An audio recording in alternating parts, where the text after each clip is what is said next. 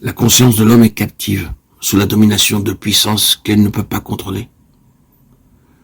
Ce n'est donc que l'Esprit de Dieu, l'Esprit que Christ est venu nous apporter, qui pourra, en devenant notre vie même, recevoir et assimiler les paroles divines et nous en faire réaliser la force. Pour étudier l'action de l'Esprit Saint, apportons le plus grand soin à bien saisir et retenir cette vérité, qui nous préservera de deux erreurs. Nous en tenir aux révélations de l'Esprit seul, sans la parole écrite, et vouloir interpréter la parole de Dieu, sans le secours de l'Esprit. Examinons la première de ces erreurs, celle de ne vouloir que l'enseignement de l'Esprit, sans la parole. Dans la Sainte Trinité, la parole de l'Esprit sont un avec le Père. Il en est de même pour les paroles inspirées de l'Écriture.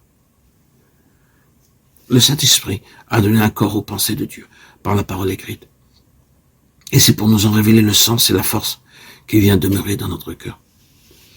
Si vous voulez être rempli de l'Esprit, soyez rempli de la parole. Si vous voulez que la vie divine de l'Esprit se développe en vous, qu'elle acquiert force et puissance dans tout votre être. Soyez riche en connaissance de la parole. Si vous voulez que l'Esprit vienne vous rappeler à propos, vous citer avec une divine précision les paroles de Jésus pour répondre à vos besoins, que la parole de Christ demeure en vous. Si vous voulez que l'Esprit vous révèle la volonté de Dieu dans toutes les circonstances de votre vie, qu'il vous signale entre divers commandements qui paraissent se contredire celui que vous devez suivre, vous le suggérant au moment opportun.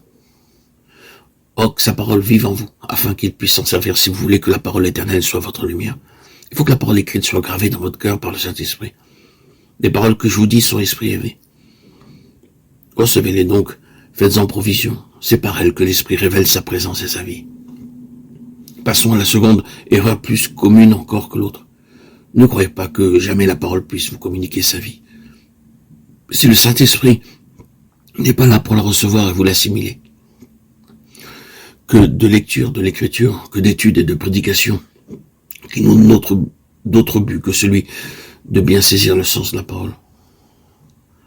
On croit que pourvu qu'on apprenne à connaître exactement ce qu'elle veut dire, il en résultera tout naturellement les grâces qu'on en espère. Il n'en est point ainsi. La parole est une semence et toute graine contient une partie charnue dans laquelle la vie est cachée. La graine la plus précieuse et la plus parfaite ne pourra manifester sa vie que si elle est exposée aux influences convenables du sol, de la chaleur et de l'humidité. Nous aussi, nous pouvons saisir avec intelligence et sérieux la parole et les doctrines de l'Écriture, et pourtant n'en guère connaître la vie et la puissance. Nous avons besoin de nous rappeler sans cesse à l'Église que les Écritures, écrites jadis par de saints hommes sous l'influence du Saint-Esprit, ne peuvent être comprises aujourd'hui que par de saints hommes enseignés par le même Esprit. Les paroles que je vous dis sont esprit et vie. Pour les saisir, pour se les assimiler, la chair ne sert de rien, c'est l'Esprit qui vivifie, l'Esprit de vie qui demeure en nous. C'est là ce que nous enseigne l'histoire des Juifs ou du temps de Christ.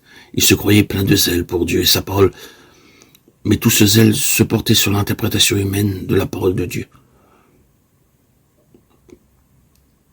Aussi, Jésus leur dit-il, vous sondez les Écritures parce que vous pensez avoir en elles la vie éternelle, ce sont elles qui rendent témoignage de moi, et vous ne voulez pas venir à moi pour avoir la vie.